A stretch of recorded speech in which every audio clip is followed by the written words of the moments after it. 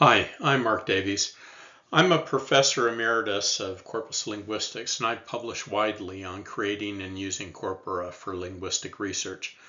I'm also the creator of the corpora from EnglishCorpora.org, which are used more than any other corpora by researchers, teachers, and students from throughout the world. In this video, I'm going to compare the data from two large language models with actual data from corpora. The two LLMs that we'll be focusing on are ChatGPT 4.0 from OpenAI and Gemini 1.5 Pro from Google.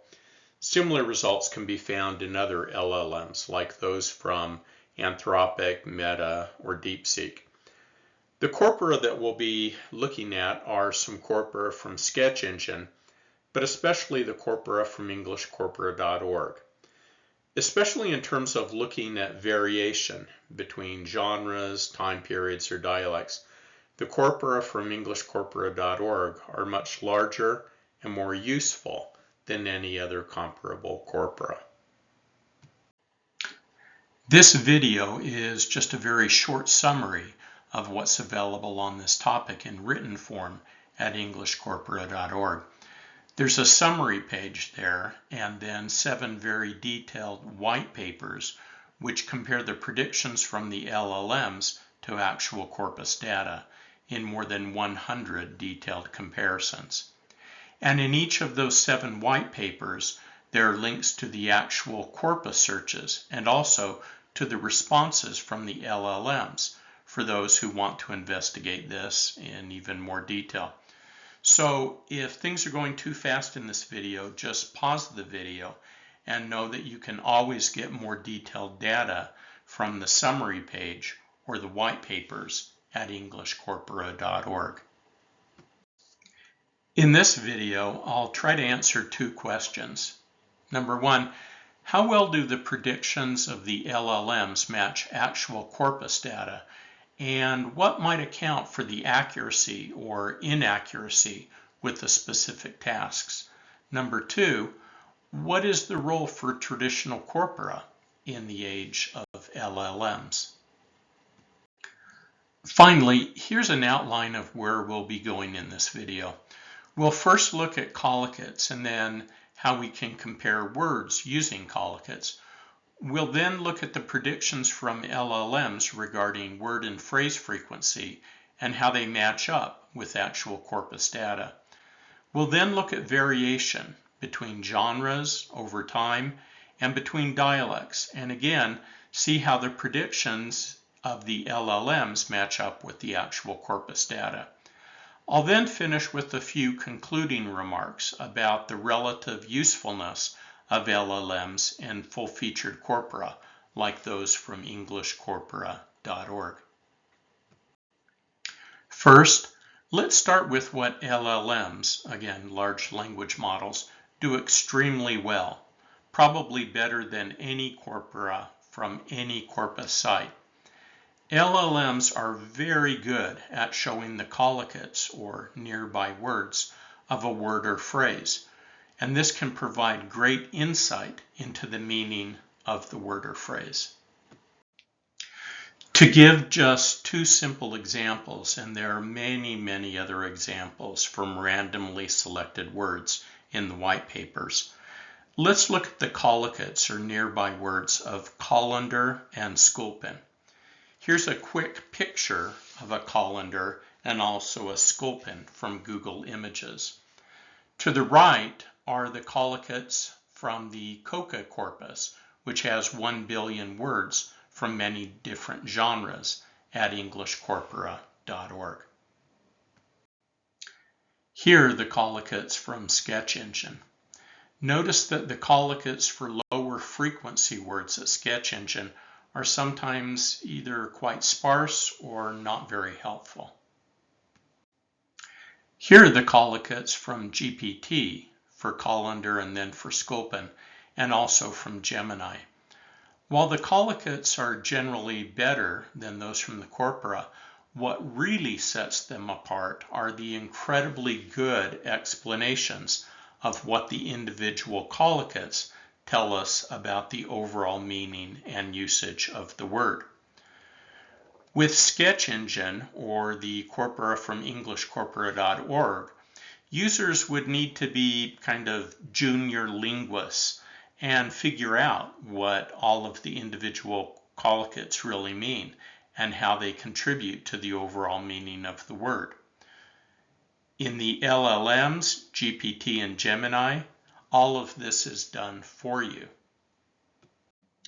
And where LLMs really shine is in using collocates to tease apart the meaning of two different words.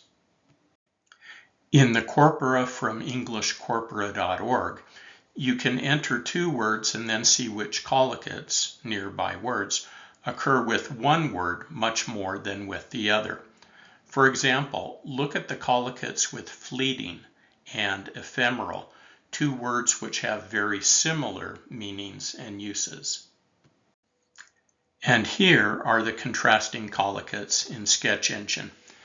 Sketch Engine probably has the more useful displays of the contrasting collocates, but still, users have to be kind of junior linguists and try to interpret the meaning of the two sets of collocates. The difference is that the LLMs do all of this work for you. For example, here are the collocates in GPT and Gemini, and then the description of what they mean. And these are very simple lists, just 10 collocates for each word and not grouped by part of speech. We could make it much more detailed if we wanted to. It would just be a matter of adjusting the prompt to the LLM. Imagine how useful these explanations from the LLMs would be for non-native speakers and especially for language learners and teachers. Why do the LLMs do such a great job with collocates, and especially in comparing the collocates of two words? It's probably because the LLMs use word embeddings, where words with similar contextual usage cluster together in high-dimensional space. Since collocates frequently appear together, their vector representations naturally reflect these relationships, making it easier for LLMs to identify and synthesize them. By comparison, the association measures, like those used by corpus linguists, are kind of like child's play and are much less sophisticated than what is going on for collocates with LLMs. Let's now look at word frequency. Overall, the predictions from LLMs match up quite well with actual corpus data. For example, if we give the LLMs 5 words that are well spread out in a frequency list that's based on corpus data, the LLMs are pretty good at ranking these words in terms of frequency. If we ask them to guess which words might be at about 10,000 or 20,000 or 30,000 in a frequency listing, they're still pretty good at that. But in terms of word frequency, the LLMs are actually pretty bad at generating frequency lists themselves, especially for medium and lower frequency words. For example, all of the orange entries here are words that GPT or Gemini thought should be ranked fairly high, but which really aren't high frequency in the corpora. Conversely, the yellow words are words that appear in the top 20 words in both the COCA and iWeb corpora, but neither LLM generated them in their lists.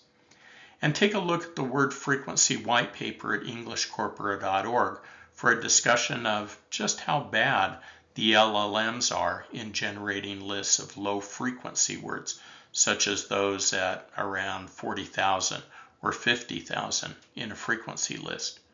For large, reliable frequency data, it's definitely much better to use authentic corpus-based data.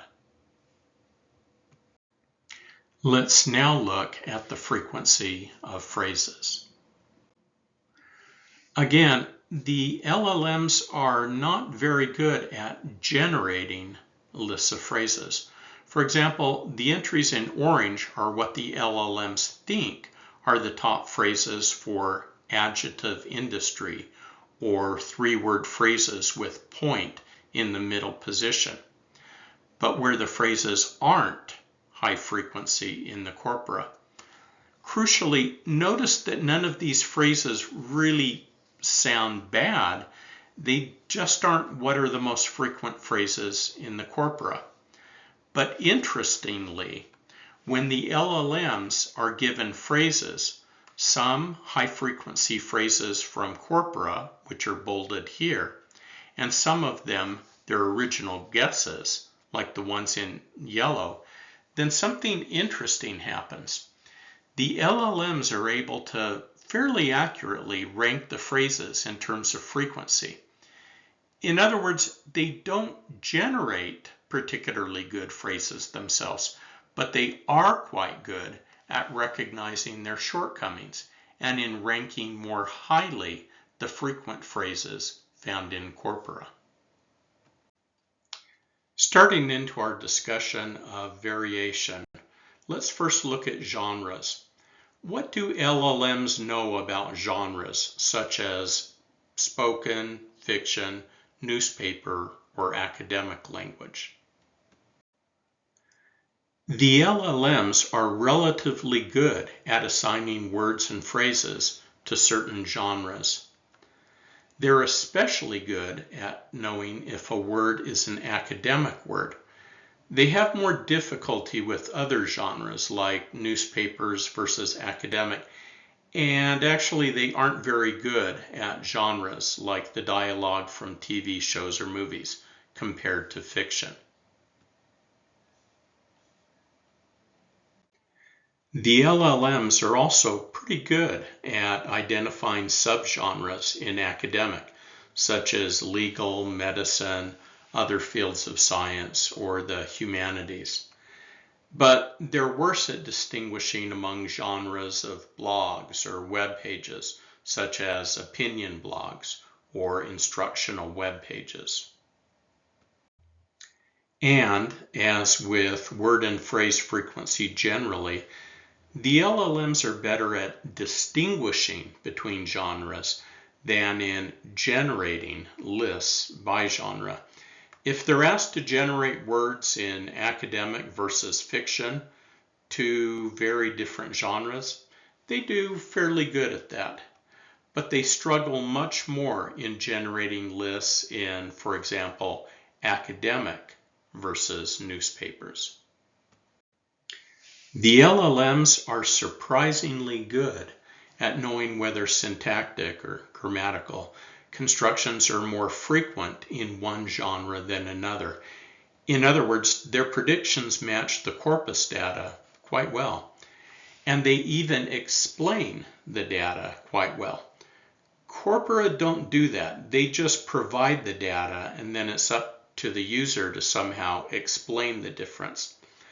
But the LLMs sometimes hallucinate when it comes to comparing genres, which is something that we'll return to at the end of this video.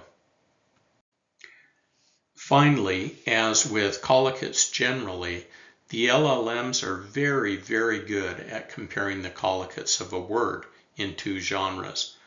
For example, here are the collocates of chain in fiction versus academic in the COCA corpus.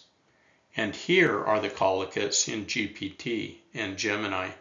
Again, they provide great explanation about why the collocates are different in the two genres, which is something that corpora don't do. They just provide the list of collocates for the two genres. How well do the predictions of the LLMs match actual corpus data in terms of language change? The predictions from LLMs agree with corpus data quite well for predicting whether words are increasing or decreasing in frequency over time, including in very informal language, like on TV shows and in movies, and also in guessing the first first decade in which a word increases significantly in frequency. The LLMs are also quite good at guessing whether a syntactic construction has increased or decreased over time. For example, this is data on the rise of the need-to-verb construction, as well as the placement of negation with have. For example, we haven't the time, becoming we don't have the time. Note that the predictions from GPT are in yellow. Gemini was kind of reluctant to predict what had happened with either construction. And note how the LLMs, at least GPT, give helpful information about the increase or decrease. Obviously, all of this data appeared very quickly in this video. Please look at the white paper on historical change at englishcorpora.org for a full discussion of this data. And perhaps not surprisingly, because the LLMs are so good at collocates, they can accurately predict how the collocates of a word have changed over time. For example, these are the collocates of chip by decade in COA, and this is a description of the changing collocates by GPT and Gemini. But there are some problems and questions with the predictions made by the LLMs for historical change. First, they do better with obvious words. In other words, whether they've increased or decreased in frequency over time. Words like battleship, spacesuit, supercomputer, or selfie.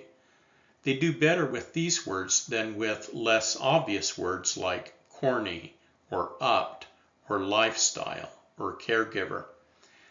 If the LLMs were somehow getting clues about what decade a text was from, for example, the words in the text suggest that it's from the 1930s, then it should do equally as well on both sets of words. But the fact that it does better with obvious words suggests that it is paying attention to statements from books from any decade that say things like battleships began to be used in the 1890s, and that's how it knows that the use of the word battleship became more popular in the 1890s. And again, the LLMs are much better at categorizing information, for example, whether a word is increasing or decreasing in frequency, than they are in generating information. For example, COA can generate a list of words that are much more common in the 1960s and 1970s than they are now, and vice versa. But the LLMs really struggle when they're asked to generate similar lists for the two time periods. None of the words in red are really more common in the 1960s or 1970s in COA than they are more recently.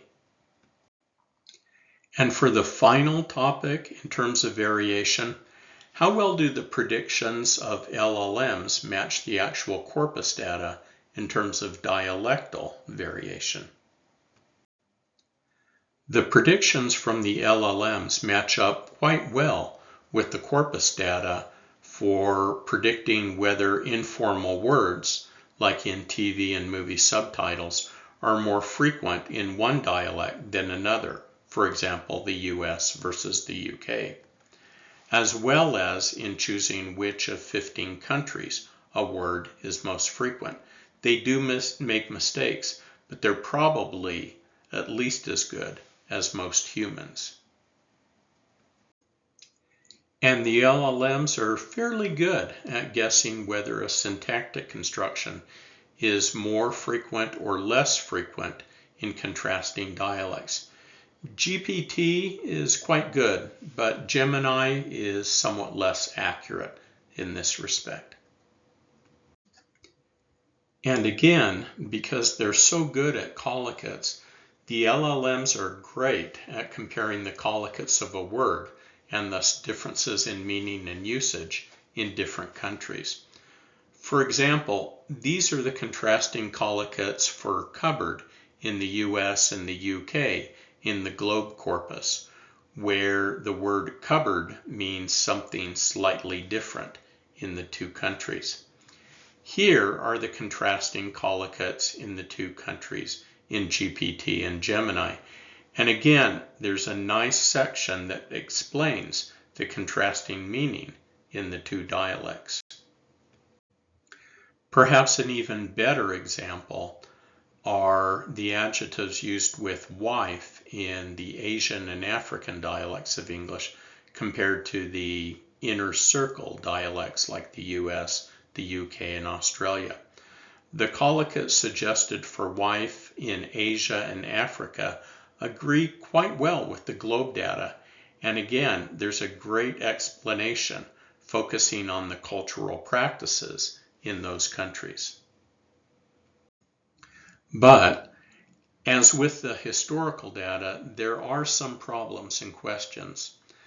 The LLMs are better at obvious words, for example, subarctic being more common in Canada, intercaste in India, apartheid in South Africa. They're more accurate with those obvious words than with less obvious words. For example, shaggy in Jamaica, or leaky homes in New Zealand, or draggy in Singapore. If it were paying attention only to strictly linguistic clues, for example, shaggy is actually more frequent in text from Jamaica, then this distinction shouldn't exist. And finally, as is discussed in some detail in the white papers, there are definitely cases where the LLMs are just regurgitating information from websites rather than doing their own analysis. For example, in the discussion of the collocates of cupboard, GPT includes links to pages at the Collins Dictionary, as well as a page at EnglishCorpora.org, which discuss differences in the meaning of cupboard in these two dialects. And then in terms of hallucinations, in Gemini, when it's discussing the try-in verb versus try-to verb construction, Gemini insists that try-in verb is widely accepted and used in American English, whereas the corpus data and GPT show quite clearly that it's not. So, what conclusions can we draw in terms of large language models in Corpora? First, in terms of the data, the LLMs are extremely good at collocates, especially comparing between two words, and also looking at collocates to see difference in meaning and usage between genres, dialects, and over time. The LLMs categorize information much better than they generate information. So you probably wouldn't want to trust a frequency-based list of words or phrases that have been generated by an LLM. They are, from my point of view, surprisingly good at ranking words according to frequency. And they're also quite good at knowing about syntactic differences between genres, dialects, and time periods. There are definitely cases where the LLMs are just copying information from other sites, but there are many, many cases where they do seem to have their own novel analyses. Anyone who has looked at LLMs know that they can hallucinate, where they just make up data and facts.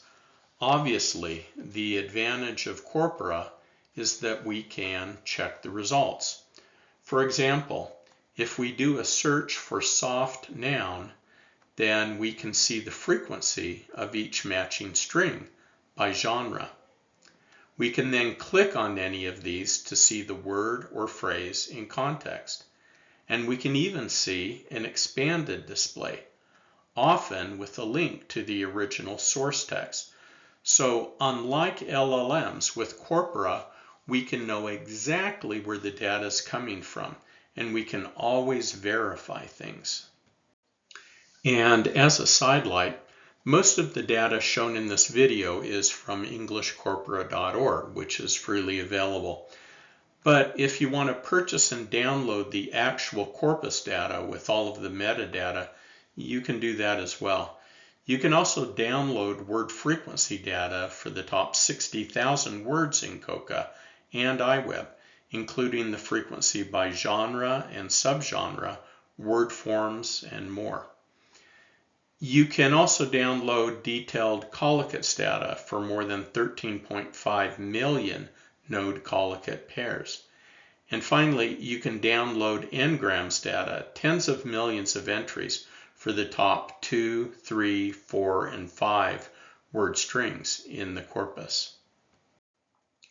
Another advantage of Corpora, assuming they have a useful interface, are the rich links between words and phrases and different displays.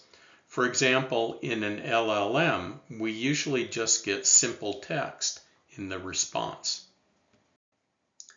But in the corpora from EnglishCorpora.org, for example, users can wander from one word or phrase or display to another. And there's many different examples that we could give of this. We'll just give one simple example. Suppose, for example, they want to search for words that have path in the definition. After they do this search, they see that trail is one of the words. They could then click on trail,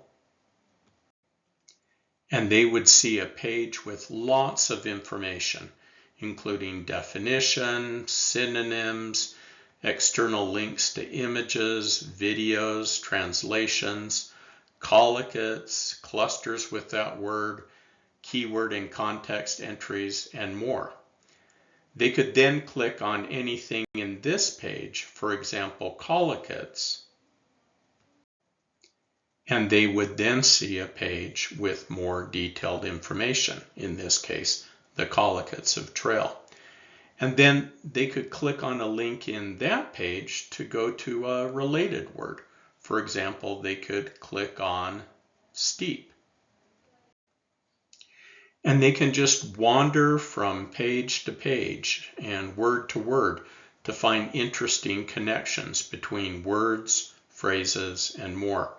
So a corpus is much more immersive and it's a much more connected experience than what are often just the bare bones displays in LLMs. So to conclude, let's look at different users and different uses of LLMs and corpora. First, because LLMs are much worse at generating data, word and phrase frequency, researchers who want reliable, verifiable data would probably benefit from actual corpus data. Because LLMs provide some rich data, especially for collocates, corpus linguists can definitely benefit from these resources if they're willing to move beyond simply using the same old corpora that they've been using for decades. For teachers and learners, collocates in LLMs are very powerful, and they'll definitely want to take advantage of that information, especially the explanations of the collocates. But full-featured corpora provide an immersive learning environment with extensive links between words, which are designed especially for teachers and learners. Overall, it's not an either-or thing.